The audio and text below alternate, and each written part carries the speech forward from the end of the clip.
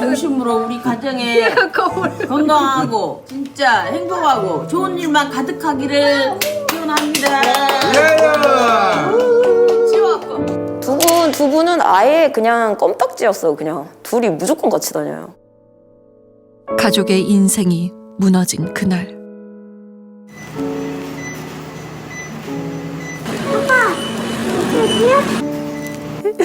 어떻게 알려야 될까? 제발 얘기 좀 해줘. 정말 화목하게 잘 지냈고 건강하셨고 아무 문제가 없는 가족이었는데 이렇게 생리별을 하게 된 거죠.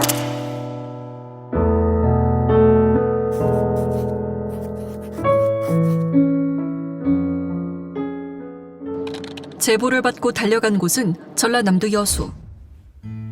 있어서는 안 될 일을 겪었다는 제보자들. 그들의 이야기를 들어봤습니다. 그래서 저희 아빠 해외에서 굉장히 오래 근무를 하시던 기술자세요. 정유 기술자인데 작년부터 국내에 이제 엄마랑 머물려고 행복한 계획을 세우고 이제 정착한 지 몇 개월 안 됐어요, 아빠. 해외에서 오랜 시간 근무하셨던 아버지. 이제 한국으로 돌아와 가족들 곁에서 행복한 시간을 보내기로 했습니다. 아마도 해외에 계셔서 그동안 못 해줘서 이제 막 해였던 것 같아요, 몇 개월 동안. 워낙 잘 챙겨주고 정말 화목하게 잘 지냈고 건강하셨고. 우리 사이도 건강하고 또 건강하게 무럭무럭 자라고요. 우리 사랑하는 우리 할아버지도 건강하시고요. 두 분은 아예 그냥 껌딱지였어. 그냥 이제 그 운동할 때만 떨어지고 그 이외의 시간은 무조건 붙어 있어요. 기쁠 것만 같던 이들에게 돌이킬 수 없는 시련이 찾아왔습니다. 엄마가 전화를 했어. 이제 뭐 아빠가 뭐 심장이 뭐 어쩌고저쩌고 말을 제대로 못하니까 간호조무사가 이렇게 받아가지고 자기가 병원으로 빨리 오셔야겠어요 해서 저는 상황을 전혀 모르고 갔어요. 그냥 심정지 상태에 왔던 거예요. 아니 갑자기 어떻게 심정지 상태가 오죠? 아니 잘 지내시다가 왜 그렇습니까? 대체 아버지에게는 무슨 일이 있었던 걸까? 어느 날 탁구를 치던 도중 혼자 넘어졌다는 아버지. 아이고. 그 모습을 본 지인들이 있었습니다. 그럼 같이 치신 분들이 누군지 손 한 번만 혹시 들어주시면. 아니 그러셨는데 여기가 딱 이 자리에 이렇게 해서 던지신 거예요. 여기다 바닥에다가 된 거예요. 남한테 걸렸다거나 어쨌든 한번 세게 넘어졌을 건데 본인 그냥 혼자 주저앉았으니까 그렇게 막 힘들게 넘어지지도 않았어요. 어머니가 동네 정형외과를 추천했고 곧바로 병원에 함께 방문한 부모님. 주사를 맞고 계산을 하고 로비에서 계산을 하면서 엄마랑 대화를 했어요. 내가 물리치료하고 있는 사이에 그냥 있지 말고 약국에 가서 약을 타와라. 그래서 엄마는 간 거예요. 내려가고 이제 그 사이에 이제 아빠는 물리치료실에 간 거죠. 진통제 주사를 맞고 침대에 누워있던 아버지. 그런데 갑자기 일어나 도움을 요청하기 시작했습니다. 갑자기 어디가 안 좋아진 건가요? 그래서 바로 물리치료사를 불러서 얘기를 해요. 주사 맞고 가슴이 답답하다. 숨 못 쉬겠다. 그래서 물리치료사가 주사를 놓은 조무사한테 보고를 바로 하긴 해요. 근데 그 조무사는 바로 원장한테 알리지도 않고 경력만한 다른 조무사한테 알려요. 그것도 자기네끼리 전화상으로 계속 알려요. 혈압 재고 뭐 산소 포화도 재고 하는데 그 사이사이에 산소 포화도 70%밖에 안 나오거든요. 근데 저는 이제 제가 간호사를 근무하고 있고 간호사 국가고시 딸 때 의료법에 대해서 기본적으로 시험을 쳐요. 보통 의학적으로 산소 포화도 70이면 초응급이에요. 심정지 직전이거든요. 산소 포화도 측정 결과 매우 심각한 저산소증. 아버지의 상태는 빠르게 악화되어 갔습니다.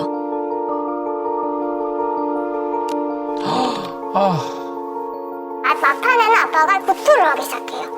근데 쓰레기통 다치는 사진도 다 나오거든요. 그러고 나서 아빠가 바로 뒤로 넘어가요. 네. 그래서 그제서야 원장이 나와요. 쓰러진 아버지를 보고 다급하게 심폐소생술을 시작한 병원 원장. 제3의 물리치료사가 와서 119에 그때야 신고를 해요. 네, 119입니다. 아, 예. 정형외과거든요. 지금 환자분이 디클로페낙 주사 맞고 물리치료 들어오셨는데 의식을 잃으셨거든요. 의식을 잃으셨다고요? 예, 좀 빨리 와주셔야 돼요. 예, 지금 숨은 쉬세요? 아니요, 지금 원장님이 확인하고 계세요. 지금 약간 동공 풀리셨고 지금 네, 저희 출동할 테니까 전화 끊지 마십시오. 출동하던 중 아버지가 심정지 상태임을 확인한 119 구급대. 현장에 도착한 119 구급대원들. 하지만 상황은 나아지지 않았습니다. 아이고. 한시라도 빨리 아버지를 응급실로 이송해야 했습니다. 응급실 도착 후 심장이 다시 뛰기 시작했지만 이미 뇌손상이 심각한 상황. 구급일지의 심정지로 기록된 시간은 오후 5시 20분. 약 30분 동안 심정지 상태였습니다. 아, 너무 길다. 심정지 상태로 30분 넘게 방치가 돼서 저산소성 뇌 손상으로 인해서 지금은 뇌사 판정을 받으셨어요. 도무지 이해되지 않는 상황. 아버지는 왜 뇌사 판정을 받게 된 걸까? 또 혹시 우연히 뇌출혈이나 이런 걸로 그러실 수 있으니까 CT를 찍어 보겠습니다. 그래서 동의를 했어요. 머리는 뭐 터진 것도 없고 머리는 아무 이상이 없는 거예요. 완전히 정상이다. 그렇게 나왔었어요. 이렇게 결과가 나왔으니까 저는 아나필락시스가 90% 이상이라고 생각을 합니다. 특정 물질에 대한 과민 반응, 즉 알레르기를 일으키는 증상인 아나필락시스. 아버지는 정형외과에서 진통제 주사를 맞은 뒤 아나필락시스 증상을 보였습니다. 아버님이 그러면 맞으셨던 주사는 디클로페낙. 페낙이라는 거고요. 디클로페낙 계열의 주사인 거예요. 상당히 널리 쓰이는 전국적으로 쓰는 진통제 주사고 환자분이 이제 이런 어떤 진통제나 이런 거에 알러지가 있었는지 여기는 당연히 체크를 하고 있고 그거는 없다고 하셔가지고 간호조무사가 제 지시로 왔습니다. 안경이 근육주사. 이제 처음에는 저도 진짜 알레르기를 일으켜서 그랬나 보다 그랬는데 디클로페낙을 다른 병원에서 여러 번 맞았다는 거. 그 아버지께서 과거 다른 병원에서 동일한 주사를 맞았다는 병원 자료입니다. 6번이나 맞으셨습니다. 의문의 쇼크. 전문가에게 의견을 물었습니다. 아나필락시스 쇼크 자체가 우리가 예측하기는 상당히 어렵거든요. 이게 그전에는 약하게 반응을 하다가 요번에 주사를 맞았을 때 강하게 반응을 하면서 아나필락시스 쇼크까지 이른 게 아닌가 그런 생각이 듭니다. 그 모든 약물이 아나필락시스 쇼크가 일어날 수 있기 때문에요. 그러니까 쇼크가 일어났을 때 그 이후에 조치가 적절했느냐, 신속하게 적절한 조치를 했느냐, 이분이 가장 중요할 것 같고요. 당시 정형외과에서는 적절한 조치를 취했던 걸까? 왜 아빠를 심정지가 30분이나 되게 된 거냐 제가 그렇게 물으니까 뭐 어르신들 뭐 주사 어떤 거면 엄살 많이 피우시잖아요. 저도 그런 줄 알았죠. 그렇게 얘기를 하던 거예요. 근데 게다가 쇼크 발생 시 필요한 약물을 병원에서 투여하지 않았다는 가족들. 엉덩이 주사로 페니라민이랑 덱사메타손이라는 주사를 놨다고 주장을 하고 있거든요. 메타손이요. 근데 이런 게 염증을 가라앉히는 그런 부가적인 주사일 뿐이지 이 알레르기 반응 쇼크에 대한 주약은 아니에요. 원장은 이미 아버지가 아나필락시스 쇼크라고 판단했던 상황. 의사니까 봤을 때 이거는 아나필락시스 반이 왔고 쇼크라고 생각이 들었고 제가 보고서 바로 119 부르라고 했어요. 아나필락시스 쇼크가 일어났을 경우에는 의학적으로 대응은 딱 정해져 있어요. 근데 가장 중요한 것이 에피네프린이라는 약물을 투여하는 겁니다. 이 주사 같은 경우는 혈관을 수축시켜서 뇌로 가는 혈류량 유지시켜주는 건데요. 그 투여한 약물들을 보면 아나필락시스 쇼크를 의심하고 거기에 대한 대응을 하셨는데 주사제가 좀 적절하지 못했던 것 같아요. 가장 중요한 것은 에피네프린입니다. 에피네프린이 투여가 됐었으면은 훨씬 더 좋지 않았을까. 보통은 그 병원 안에 응급 약물이 전체적으로 다 배치가 되어 있어요. 그렇다면 병원에서는 왜 에피네프린을 주입하지 않았을까? 근데 에피네프린이 없었다고 하더라고요. 에? 결국 에피네프린 투여를 처음 시도한 사람은 구급대원. 하지만 이마저도 실패했습니다. 아니 이게 무슨 말이에요? 얘기죠? 정맥 주사를 놓으려고 시도를 했는데 혈관을 못 잡았다는 거예요. 2번 시도를 했는데. 그래서 또 그렇게 시간 보내고. 참. 해당 구급대원에게 직접 물어보기로 한 제작진.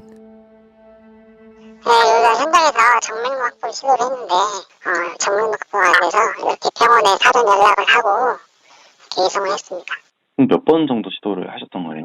현장에서 2번 정도? 좀 의사분이나 그 간호조무사분들 이렇게 정맥 잡는 거를 좀 도와달라고 할 수도 없는 상황이었을까요?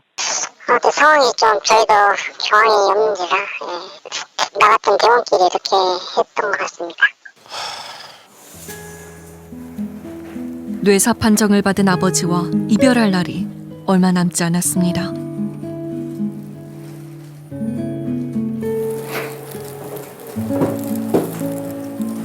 오빠 진짜 우린 착하게 열심히 성실히 살았는데 왜 우리한테 이런 일이 일어난 거야? 왜 하필 우리한테 이런 일이 일어난 거야? 진짜 너무 아유, 너무 마음이 아프네요. 마지막에 쏙라떼가 맛있다고 내가 사줬더니 맛있다고 그랬잖아. 원래는 다 아빠가 알아서 해줬는데 진짜 어떻게 해야 될지를 모르겠어. 어떻게 해야 될까? 그리고 가슴 찢어지는 아픔을 또 한 번 겪게 된 가족들. 아버지가 깨어나지 못하자 가장 힘들어했던 사람은 그의 짝꿍 어머니였습니다. 그렇죠. 엄마가 그러더라고요. 아빠가 이렇게 죽으려고 갑자기 잘해줬나? 한 3개월 전부터 갑자기 자기한테 너무 잘해줬대요. 하고 싶은 거 다 사라 그러고 뭐 영화도 보고 둘이 뭐 여행도 다니고. 성을 부르시는 거. 자기야. 자기야. 네. 원래 옛날부터 그렇게 불렀어요. 어렸을 때부터. 사이가 정말 좋으셨네요. 그러니까요. 아버지의 사고 이후 죄책감에 시달린 어머니. 자기 탓이다. 그 병원을 소개한 게 엄마니까 제 엄마는 충격을 받고 거의 10일 넘게 밥 한 술 못 넘겼어요. 물만 드시고 본인 때문에 이런 일이 벌어졌다고 생각하시고. 아이고, 참. 그날 있었던 일에 대해 어머니는 따져 묻고 싶었습니다. 병원을 쫓아간 거예요. 막 이렇게 난리를 피웠었나 봐요. 그쪽에서 경찰에 신고를 한 거예요. 현행범으로 잡혀갔어요. 그래서 하루 종일 거기에 있었어요. 제가 일이 늦게 끝나가지고. 엄마가 철창에 갇히고 나서 극도로 엄마가 불안해하고 무기력감을 느끼셨다고 그러고. 뭔가 느낌이 이상했어요. 그냥 엄마가 아니야. 아닌 것 같았어요. 다른 사람. 네. 아예. 무기력해했어요. 엄청. 삶을 포기하는 사람처럼 이제 아무것도 자기가 할 수 있는 게 없다. 엄청난 충격이었을 거예요. 생일 축하합니다.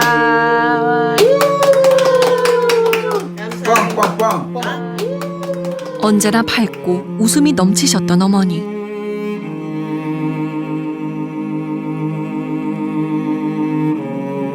남편을 위해 할 수 있는 게 없다고 느낀 어머니는 모든 의지를 상실했습니다. 이후 어머니에게 의미심장한 말을 들은 가족들. 전날에도 계속 저녁마다 전화가 왔어요. 네 혼자 남겨놔서 좀 그런다. 나 너밖에 없는데 나 잘 있어라. 다음 생에 좋은 자매를 또 만나자. 그리고는 그것이 마지막이었어요. 자식들한테 고마웠다, 미안하다 그런 얘기를 다 전화로 직접 하셨어요. 아이고. 딸에게 꼭 해주고 싶었던 이야기. 미안하고 고맙고 다음 세상에 태어나면 좋은 부모 만나.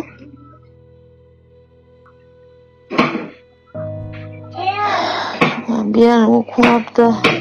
아니, 제가 엄마를 엄청 혼냈어요.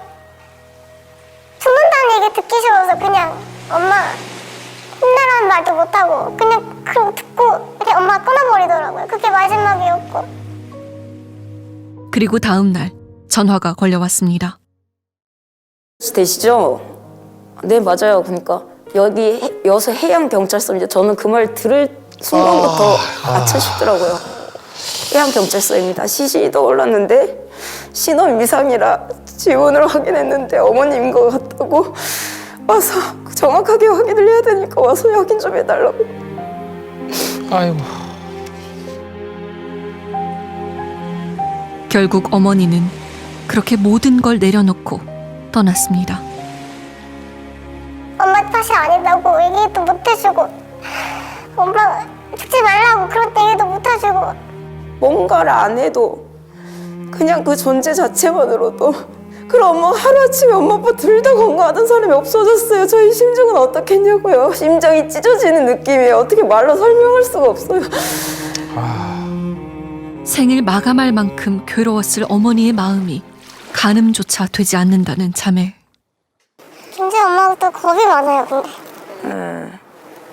높은 놀이기구 이런 것도 못하거든요, 언니. 하지만 참을 수 없는 말까지 들었습니다. 죽은 거 우리 엄마 스스로 죽었죠. 우리 엄마까지 이렇게 됐다니까 한다는 말이. 그래서 어쩌라고요? 제가 죽였나요? 이렇게 얘기하더라고요. 많은 사람들 앞에서. 남은 가족들이 받은 상처는 여기서 끝이 아니었습니다. 그 병원에 이용하는 몇몇 분들이 저희한테 이렇게 소란을 피우냐, 나가달라. 그러니까 여기 막 사람들까지 다 미운 거예요. 아우, 참 얼마나 쓸쓸할까요? 정말 허망하셨을 것 같아요. 어머니가 떠난 지 벌써 한 달이 지났습니다. 엄마 나왔어? 이거 코스 갖고 왔어. 나 보고 싶어도 어떡해, 엄마. 꿈에 자주 나타나야 돼. 저번처럼 울지만 말고. 엄마 아빠도 없는데 누구한테 울지하고 살아.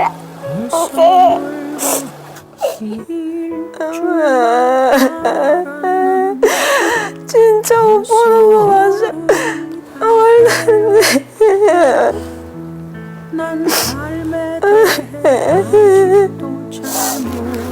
말도 많이 사랑했어. 사랑해.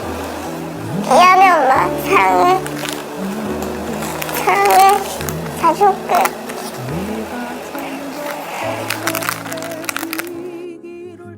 취재 중 갑자기 전화를 걸어온 가족. 그 처음에 의사가 에피네프린이 병원에 없었다고 했거든요. 근데 형사님한테 전화가 왔는데 병원에 있었대요. 아, 이게? 그날 병원에는 정말 에피네프린이 있었을까? 병원의 입장을 듣기 위해 찾아갔습니다. 저희 취재로 가지 않을 거고요. 저희 지금 조사도 받고 있어서 되게 복잡해요. 대부적으로도. 이제 스트레스가 장난 아니거든요. 친구들도 마찬가지고. 입장을 제대로 얘기해 주시면 되지 않습니까? 어차피 조사를 통해서 나타날 거고 저희가 뭐 수습을 하니까 뭐 그러면은 조사를 통해서 뭐 보겠죠. 아무튼 저희는 지금 이말 생각이 없으니까 계속 말씀하지 마세요. 아, 이후 원장은 제작진에게 입장을 전해왔습니다.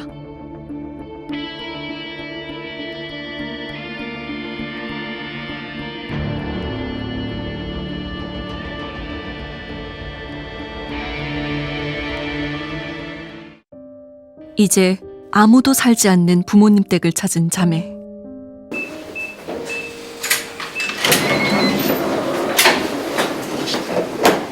아직 슬픔에서 벗어나진 못했지만 부모님의 물건을 하나씩 정리해보려 합니다. 집안 곳곳 여전히 느껴지는 부모님의 온기. 다른 옷은 다 빨았는데 엄마 특유의 그 그날 살냄새 같은 게 있어요. 그래서 어렸을 때도 그렇게 좋아. 안 빨고 여기 일부러 놔뒀어요. 엄마 보고 싶으면 냄새 한번 맡으려고 그러는데 이것도 언젠가 없어지겠죠. 아유, 어떤 심정일까요? 너무나도 보고 싶겠죠.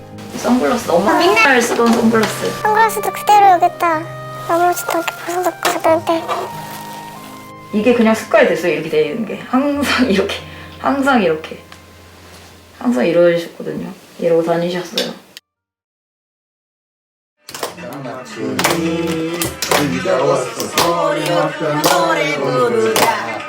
종소리 울려라 종소리 울려 우리는